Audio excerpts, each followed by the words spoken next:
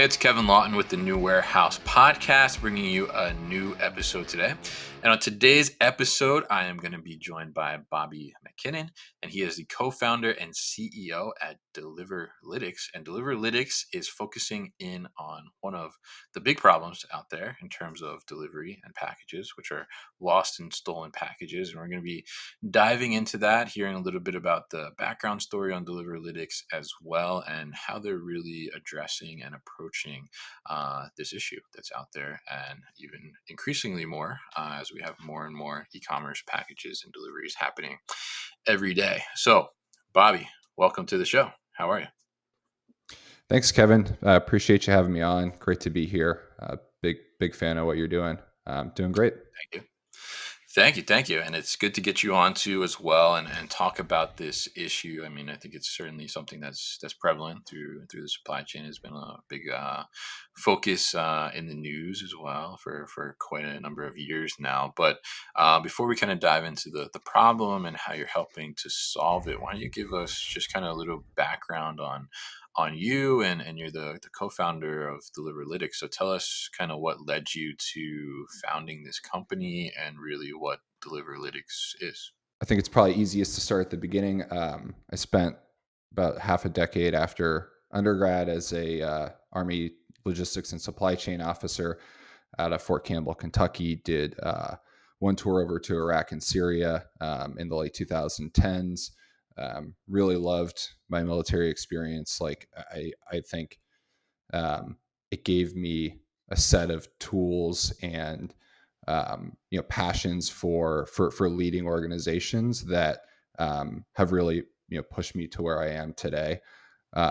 So after the military, I went and did an MBA at the University of Virginia, and then went to work for Nike on their post-purchase e-com team, and went to another Series A backed blockchain data analytics startup after that. And sort of the whole time since I've left the military, in like late 2020, I've sort of always had this desire to get back to, leading an organization and, being able to build one from scratch, similar to, what I did when I was deployed, and sort of standing up things that don't exist, and then, doing them to solve a problem. Right. And so, middle of last year, 2023, sort of debating what I wanted next in my life and career, and met a group of guys that ultimately became my co-founders for Deliverlitics, that were sort of working on this idea, incubating it in the background. We're kicking around ways that they could launch the business, and talk with them, and it's a group of D2C merchants that run some pretty successful brands, and they sort of said, we none of us really have the time to run this, but we think we have all the right data, all the right ideas. We think we understand from the merchant's perspective what matters to them. And I was fortunate enough to, like I said, meet them and pitch what I thought was the best way forward, and how you could take this thing from just an idea sitting in a box to a fully functioning business that solved a problem for people. And I've been doing that since September of last year. It's been the most fun I've had since I was a military officer. So I am just pumped up to work on solving this problem every day. Yeah, awesome, and I think that's such a great story too. And I want to say thank you for your service, definitely. And I'm curious actually to hear a little bit about that, because obviously, like, the idea of logistics really was created from the military, right? And that's kind of like where the origins come from. So I'm curious, like, how, when you're standing up operations, I imagine, like, very rapidly in those situations. I mean, how does that, like, kind of differ from the logistics maybe that we're going to talk about today, like around package delivery and things like that? I think there's a lot of transferability. When I got over to theaters 2 weeks before Christmas 2018, and shortly after, maybe 2-3 weeks afterwards, at the time, President Trump put out a tweet that said, "We won, we defeated ISIS, war's over, we're coming home." And as it's been widely reported on, like there wasn't really a plan for that. We didn't really know any of that until Yeah. he made the tweet. So I got sent up to northern Iraq, sat on a planning committee for like 4 or 5 days, and we Mm, said, all right, they said we got 120 days. We got to get all this equipment, all these people out of Syria. wow. We have to turn the whole thing over to partner forces on the ground. Um, and so we sort of divided up the map, and my unit had about a quarter of the overall, land Mm, territory in northeastern Syria that we were managing. And they said, all right, dude, you got 120 days, figure it out. All that equipment, mm, all those people, they got to get out. Um, so immediately went into planning like airstrips. How do we, mm, warehouse the stuff? Where are we putting it next? Whereas, follow on equipment destinations for, all these large pieces, mine resistant vehicles, what you would call like a tank effectively, and mhm, artillery pieces, things that really you have to transport pretty carefully. You can't let fall into, the wrong hands. And so, it's obviously very high pressure, right? But it just forces you to be creative, right? And you sort of figure out mhm, like, okay, it doesn't really matter. Like there is no flip to the back of the textbook and find the answer. Um, you just have to figure it out, and you just have to mhm. churn through it until you figure it out. And there really is no pretty way to do it, right? But you know, I think there's a lot of lessons in that for startups and entrepreneurs. Like Yeah. I haven't met one single entrepreneur who says that their path was straight up and to the right, and they just sort of woke up and went nine to Yeah. five and cranked it out. So I think in the world that we're in today, in e-commerce, I think I see more logistics based startups popping up every day, every week, right? And I Right. think the beyond the obvious things of moving equipment and personnel, setting up staging areas, things that eventually look like warehouses or receiving centers and forward processing centers for carriers. Like I think you have these sort of deeper lessons in just there isn't a right answer, just figure it out, just push forward, and that high level of determination and grit Mm. is probably going to end up being your most um, impactful trait. Yeah, yeah, absolutely, and I think it's pretty. I mean, it's pretty remarkable to do all that in that short amount of time, like that window that you had. And I think, but I think that's kind of a it's a testament to like just logistics as a whole. I think people that are in the operations world and things like that. I mean, just like just doers, right? Like you said, like there's no Mm-hmm. textbook answer. It's just like we just got to get it done, right? And it's just like how are we going to figure it out? Let's put the plan together and let's execute. And I think that's really great story there. So very interesting, kind of your background experience there.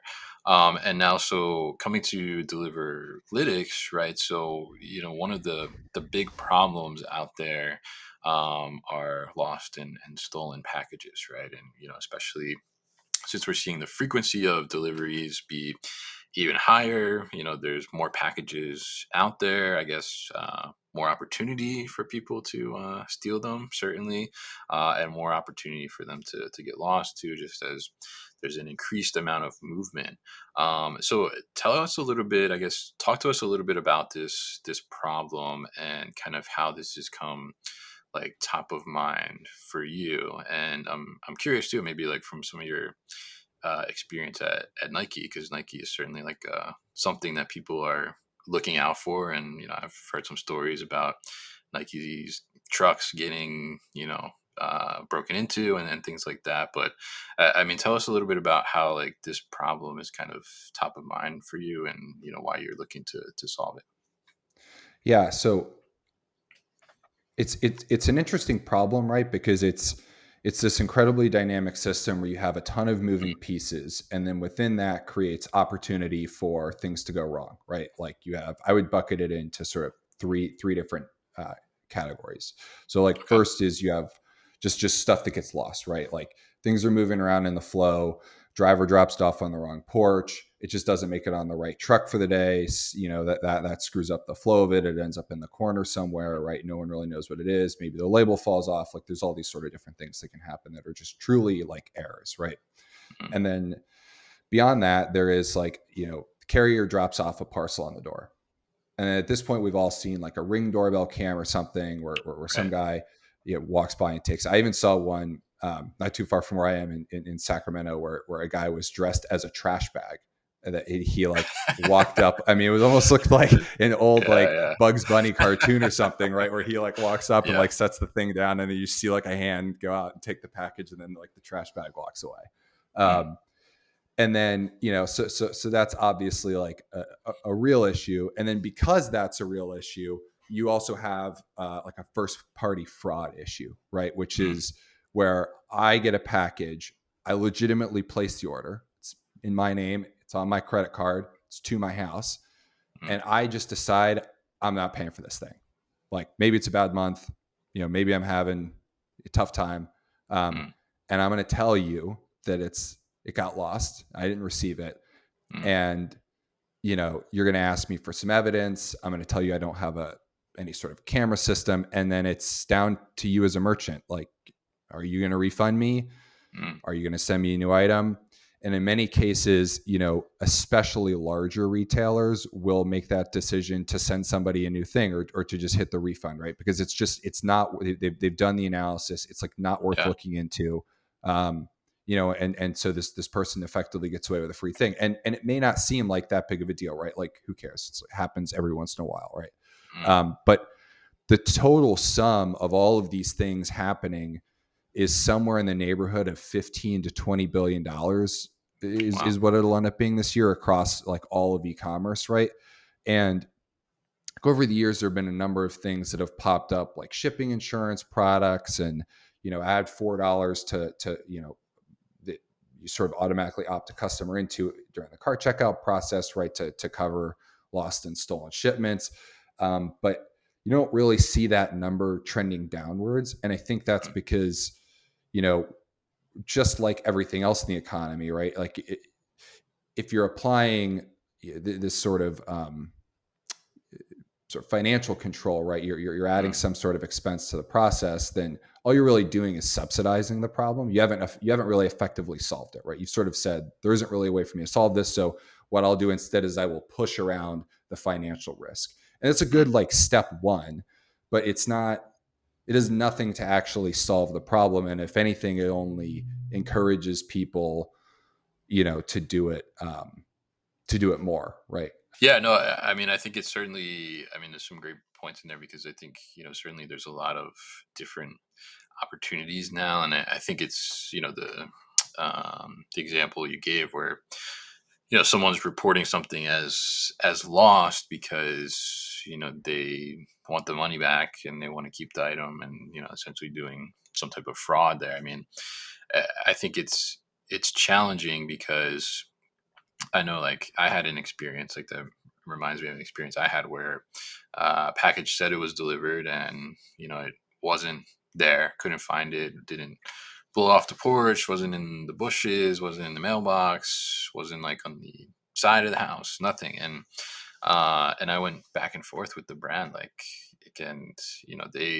they would not like issue me a refund or send me a replacement. And, they're telling me to go talk to the post office and all that stuff. And I feel like it's a difficult line, right? Because as a brand, it's like, well, if somebody's legitimately saying that something didn't show up or got lost, like, do you want to punish them because other people are, tricking the system, right? So it's like a slippery slope. So I mean, in that sense, talk to us about, because the consumer obviously has a big impact, right? Whether it's lost or stolen, or they're suffering from other people's, mistrust or mishandling of the system. I mean, talk to us about the impact from like a service provider perspective. Like, what's the impact for like the brand? What's the impact for the carrier? And then we'll talk a little bit about kind of like what's the impact for maybe like the 3PL too that might be doing that fulfillment. Yeah. So I think you hit on a really important point in your story. Mm. Like, I mean, I guess I'll ask you this: like, did that experience, make you consider, you know, never repurchasing from that brand again? Like, did you sort of have a bad taste in your mouth ordering from that brand? Oh yeah, I was like, I'll never order from them again. Yeah, Yeah. So exactly, right. Like this is yeah, this is the problem, because yeah, a lot of questions that I'll get is like, okay, so like this is an issue. Why don't people just not give them a mm, refund? Like if you can't yeah, provide the evidence, and it's like, well, dude, I mean, there are tens of thousands of people a week in the U.S. where this is mm, happening, and they're totally legitimate. And one of the themes across e-commerce over the last, especially 4 years since the pandemic, is customer acquisition costs are rising mm, incredibly rapidly, right? yeah, And so they spend a lot of money to acquire Kevin as a good customer who is not a fraudster, right? Some shit just happened, because things mm, do. And now they lost you, like over, some obstinance. And yeah, I understand the impulse, but you know, a lot of brands that I work with and speak with sort of have the opposite impulse, which is that they understand the CAC issue, right? And they mm, understand that retention is cheaper than new acquisition. And so they'll just stomach it. And this is really why a lot of major retailers have this problem, right? Is they are more prone to just stomach it to try to retain you as a mm, customer. And that's where that opportunity lies, right? Like that's what sort of creates the opportunity for this problem to exist. mm, um, and so, you know I think you were at Manifest, yeah, back in Vegas in February. So when I was there, it was walking around and meeting with some of our customers and partners, and one of the carriers I spoke to, I won't mention them by name, but I got introduced by a partner to the COO of one of the regional carriers that was present at Manifest. And I started talking about this problem, and he had this mm, big audible sigh, and he was like, dude, I do not want to talk about this. I was like, yeah, dude, I know it sucks. Like, just a couple minutes of your time, whatever. And he was like, listen, man, we're just playing whack-a-mole. Like, I don't know mm, what the answer is. We've been trying to figure this out for like 7 years. I have no idea what the answer is. And so from a carrier perspective, like, it does seem like there's a level of fatigue that is set in mm, there, right? Where they deal with this all the time, right? Because every brand and every retailer and every merchant tells them, or tells the customer when this happens, like, go talk to the carrier. Customer yeah, goes and talks to the carrier. Carrier is like, this is the umpteenth thousandth, one of these I've gotten this week. And it's just, for them, they're like, my impression, again, it's not mm, something anyone said to me, just my impression is like, this isn't really my problem as the carrier. I did what I was contracted to do. I dropped this yeah, thing off. Whatever happened afterwards isn't really on me, but somehow now it is, right? Because the consumers had this bad experience, and the brand wants me as the contracted carrier, the service provider, to deal with it. The brand doesn't want to deal with it for obvious reasons. mm, And then meanwhile, you sit there and you have, Kevin sitting there with his package not on the porch anymore, who's like, yeah, I yeah, just want either my shit back, or I want a refund, mm, and because I would like to either buy this product again, or I would like to buy a competitive product somewhere else, because I still need the thing I wanted to order. mm, Um, and so it's creating a really bad consumer experience that is quite difficult to measure, mostly because there isn't a lot of attention being paid to it. But I think in the coming year, I think a lot more brands are going to get wise to this impacting their retention, as we mm, sort of expand and move through different brands who see positive impacts on CX from our product. mm. Yeah, yeah. I think it's such an interesting thing, and I love the the story of his big size. Like, oh, I just don't want to talk about this because you hear about it all the time, I'm sure. And I mean, I think it is such a it's such an impact, and it's such a difficult thing to chase, because it is kind of like, who is really responsible at that point, right? And like, how do you figure that out? So I'm curious, when this problem is ongoing, right? Obviously, it's very prevalent throughout the I guess just the world itself. I mean, and the industry. I mean, so how is like Deliverlitics now coming into the picture to try and help with this problem and help address this problem? Yeah, so I think this is like, I mean, this is a great application for AI, right? And I Mm. always like kind of cringe internally when I say that, because I feel like there's so many like little AI isms out there, right? And it's like the Yeah. new hot buzzword. It's like telling people that, it's like trying to explain to somebody about blockchain. They hear it Mm, and it's just, I cringe internally. So I'm like, I know exactly what you're thinking. But I think like a better way to explain it, right, is like there's all this data on these incidents that are out there, right? mm, And there's all this other data too that exists. I would classify it more as like geospatial intelligence related stuff, right? So like distances between points on a map, distances from certain locations, right?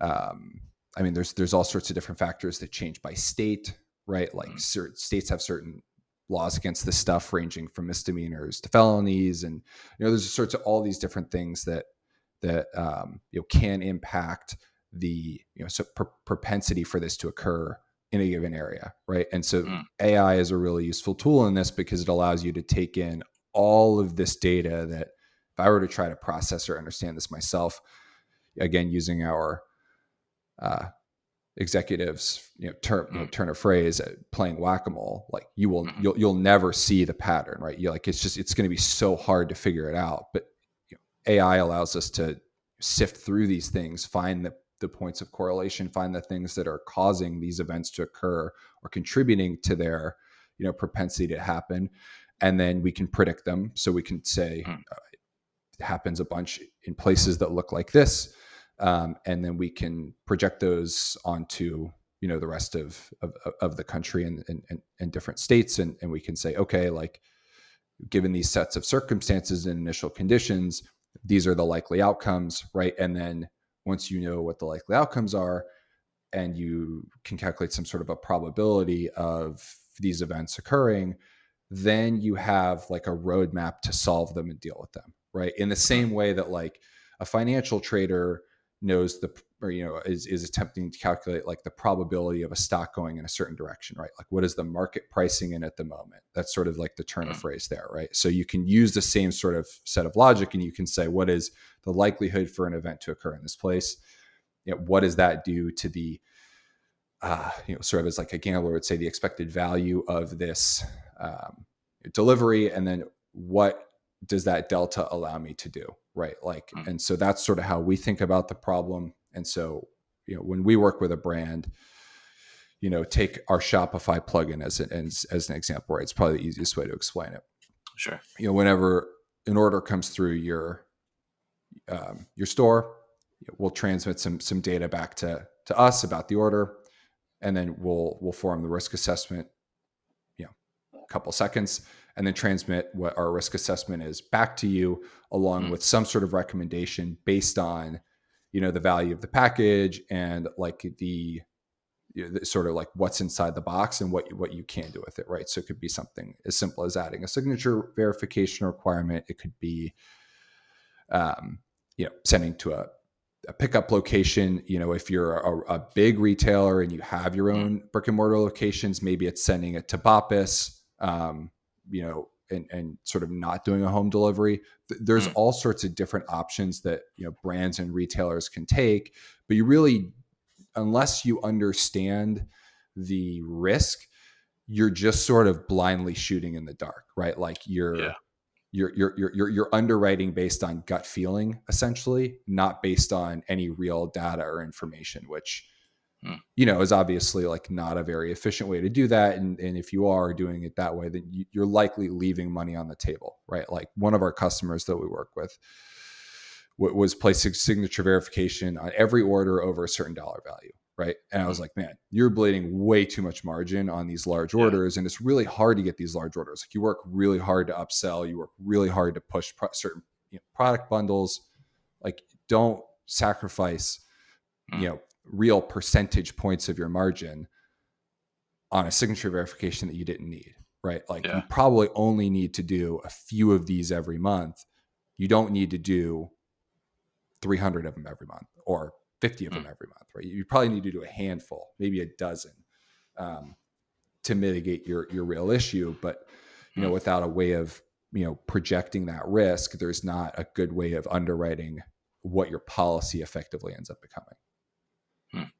Very interesting. Yeah. Yeah. I mean, I think it's interesting to look at it from that perspective. Like you're giving them the risk assessment and then potential recommendation on how to go about that delivery or getting that product to the customer. I mean, I'm curious, like on the customer side, the consumer side. I mean, as they're because if like the one example you said, like instead of maybe shipping it to a location, maybe it's a BOPIS instead. I mean, like how does that I guess how does that work for the customer, right? If the customer is going to like check out, now this assessment is happening, I guess, in the background. So how does that now get like presented to the customer that like this is a better option, or like this is the option that you have?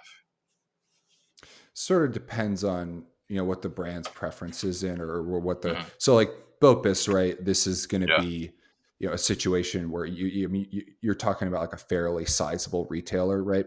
And Hmm. so like there's a number of different ways that you can do it.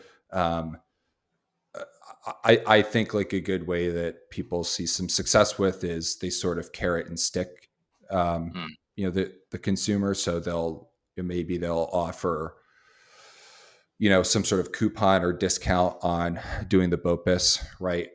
They'll give them some sort of incentive to show up at the store to claim it as opposed to home delivery. Maybe Hmm. they'll throw in like a bundled item, some sort of product that they're trying to offload. Maybe they'll simply just not offer free shipping. And then the Okay. free shipping option is the BOPIS option. Um, you can use uh, like Kohl's Cash, right? Like some sort of like reward system, right? Where Yeah. Yeah. where like you're offering them maybe some 2x on rewards or Hmm. whatever, the loyalty points if you do the BOPIS. Like there's sort of an infinite um, pool of options that you have to Hmm. exercise around how it is exactly that you steer people into that. But um, I think like one thing I want to be super clear on is like literally part of our terms of service is that you cannot use our risk recommendations to deny service. So you can't just use this to like create a Hmm. blacklist, right? Yeah. Um, and so what we are like what we are trying to solve for is like this. We're trying to solve this issue, Hmm. understanding that it is both like a brand issue and a consumer issue, right? Like your Hmm. consumer, like whatever I do in the background, it cannot negatively impact your overall consumer experience, right? Hmm. Maybe it impacts your consumer experience negatively for a few tiny percentage of people who are Yeah. very likely to commit fraud against you. But for everybody else, you need to be shopping friction free, right? Anything I Hmm. do cannot like sort of slap brakes on the freight train, right? So um, I think what we focus on when we onboard and work with brands and retailers is how do we make sure that your consumer experience Hmm. is in the largest sense, the 99.5%, totally unaffected and unimpacted and sort of proceeds Hmm. as normal. And so like again, it looks different for everybody just because everyone's got different setups. Everyone has different distributions and layouts of their brick and mortar locations, or they have none at all. And so they're relying Hmm. on leveraging maybe it's UPS or a FedEx pickup point, and then that depends on where your customers are, right? Like, do they live near them? I mean, there's a Hmm. lot of different like intricacies and nuances that we probably don't have a lot of time to get into today, and would probably be very boring for your audience. But Hmm. those are things that we work through with brands, like in an onboarding process. Hmm.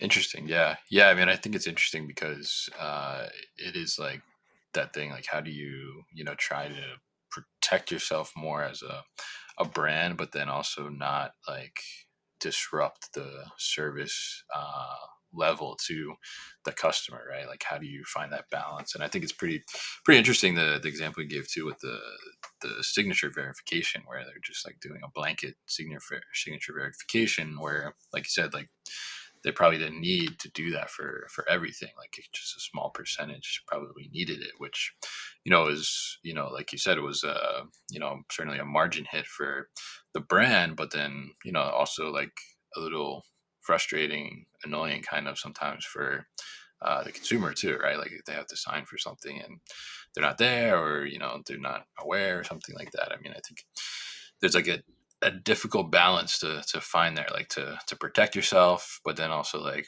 protect your customer and keep your customer too as well. So it's very interesting how you guys are going about that and doing this kind of risk assessment for the companies and helping out on both sides of it. So now, if we look towards kind of the future of things, and we look at this overall issue, whether it's lost or stolen, or just issues around delivery with the packages, I mean, how do you see this kind of evolving over the next few years? I mean, or is it going to get better? Is it going to stay the same? I mean, what do you think kind of that looks like? Well, my goal is to make it better, right? Like, so Yeah, I think definitely. optimistically, I'm sort of somewhat obligated to tell you I think Mhm, it's going to get better. But I do think that it is possible, right? Like, mhm, you know, I this is kind of a really dated example, but um, you know, when my parents were kids and they would go to a mhm. grocery store, right? There would be up against the register like a bunch of old bad checks with certain people's Oh names yeah. who had tried to write, bad checks, to pay for groceries before, right? Because you used to be able to Mm, do that. And like the cashiers would be looking for people who are, writing bad checks. And once you started doing that and you started having some, tech lit on top of it, um, with sort of some of the instant fraud check and verification stuff that happens now with credit cards, like that's not mhm, really an issue anymore, right? Like that, it doesn't really happen. Um, and so I think whenever you implement good, risk and fraud prevention and assessments, then you really change and impact human behavior, right? Because mm, people, they don't see the scam as profitable anymore, right? It's too much work and too much labor to put into for a smaller and smaller amount of squeeze, or juice after the mhm, larger amount of squeeze. And so I think what I foresee is that in the next, maybe it takes 3 or 4 or 5 years, but we start to meaningfully change and impact human behavior as we scale up and push across um, different merchants and retailers, and it's sort of people are chased into the so the fraudsters are sort of chased into the corner where it's mm, just no longer profitable, and they look to find sort of another um, opportunity. mm. Interesting. Yeah, and obviously, I think you guys will help to make it better, definitely. And I think it's interesting to see some of the factors there too at play, and it'd be interesting to see how that continues to evolve and what that looks like over the next few years. But I think it's certainly something that needs to be addressed, and you guys are addressing it. So I think that's a great thing for sure. So very interesting to talk to you here, Bobby, and get some insights from you about Deliverlitics and just this problem overall in the market, and hear a little bit about your background. If people are interested in Deliverlitics and they want to find out more information, or they want to add it to their Shopify, I mean, what's the best way to go about doing that? Yeah, so deliverlitics.com. You can find us there. There's a link to our Shopify app. We're live on the App Store. So if you just search Deliverlitics on the Shopify App Store, if you're a merchant out there, you can install it. We'll get you scheduled for an onboarding call, and then I'll personally make sure that you're set up and good to go. All right, great. And we'll definitely put all that information at thenewhouse.com so people can easily find it. So, Bobby, thank you once again for joining me on the show today.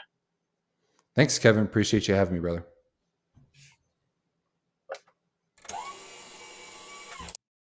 Hey guys, thank you so much for tuning into today's video here on our YouTube channel, The New Warehouse Podcast, and I appreciate you tuning in.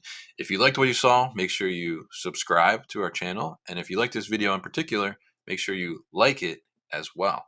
And if you want to get this great t-shirt that you see in the video behind me, Warehouses Are Sexy, head to warehousesAreSexy.com and get your own.